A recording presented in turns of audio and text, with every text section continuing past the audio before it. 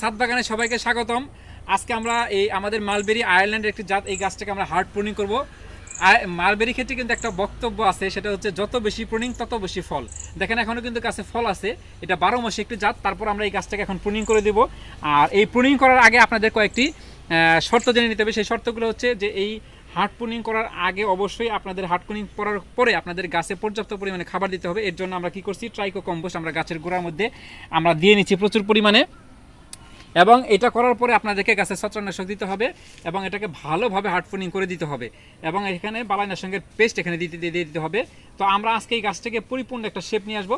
যত বেশি ব্রাঞ্চ বা ক্যানোপি বের হবে তত বেশি কিন্তু এই গাছ থেকে আপনার ফলটা বেশি পাবেন। দেখেন এগুলো অনেকদিন হয়ে গেছে, আমরা এগুলোকে প্রুনিং করে দেবো। তো আমরা শুরু করি। এটা হচ্ছে আমাদের মূল গাছ। এই মূল গাছটা থেকে আমরা যে এই ব্রাঞ্চ, যে মোটা মোটা যে ব্রাঞ্চগুলো আছে, এগুলোকে আমরা রেখে আমরা কেটে দিব।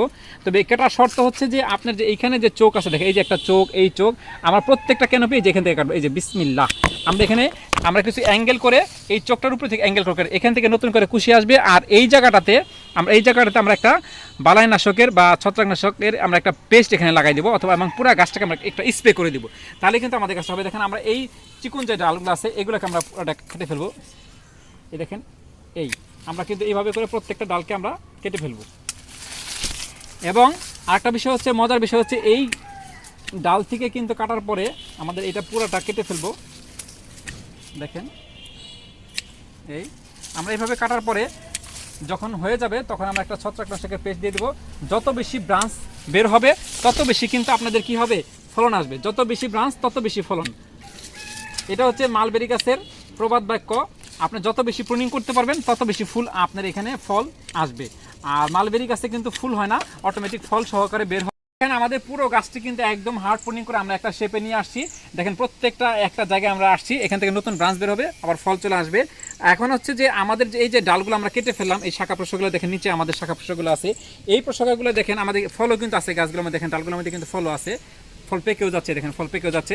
এখন আমরা কি করব, এই গাছটা দিয়ে কিন্তু, এই ডালগুলো দিয়ে কিন্তু সহজেই কিন্তু মালবেরি গাছের চারা তৈরি করা যায় এবং সেগুলো আপনি বাণিজ্যিকভাবে করতে পারেন, নিজের জন্য আত্মীয় স্বজনকে গিফটও করতে পারেন। এটা সহজ উপায় হচ্ছে, এই যে ডালগুলো আছে এইগুলোকে আপনি কি করবেন, 6 থেকে 12 ইঞ্চি পরিমাণ লম্বা রেখে আপনি এগুলো কেটে ফেলে আপনি এখান থেকে চারা তৈরি করতে পারবেন। দেখেন এই যে নিচে দেখেন, এই চারা তৈরি করার ক্ষেত্রে দেখবেন যে এখানে যে ক্যানোপি আছে, এই যে চোখ, এই একটা চোখ যাতে অবশ্যই মাটির নিচে থাকে, বা দুইটা চোখ, এবং উপরে যাতে দুইটা চোখ থাকে। একটা চোখ মিস করে আর একটা চোখ থেকে যাতে নতুন কুশি বের হতে পারে, এর জন্য আমরা এই 6 থেকে 12 ইঞ্চি রাখলাম। এটা আমরা কি করব, সহজেই এই গাছটার মধ্যে দেখেন, এই যে সহজেই আমরা এরকম একটা পলি ব্যাগের মধ্যে আমরা মাঝখানে এখানে পুঁতে দিব। এই আমাদের কিন্তু এইটাও কিন্তু অটোমেটিক কিন্তু চারা তৈরি হয়ে গেলো। এইভাবে করে কিন্তু আপনার মালবেরি গাছের হার্ড প্রুনিং করে চারা তৈরি করতে পারেন। এভাবে করার পরে আপনি পুরো গাছটাকে ছত্রাকনাশক আবরে দিয়ে দিবেন, এখানে ছত্রাকনাশক দিয়ে দিবেন, সুন্দর সুন্দর ফল আসবে আলহামদুলিল্লাহ।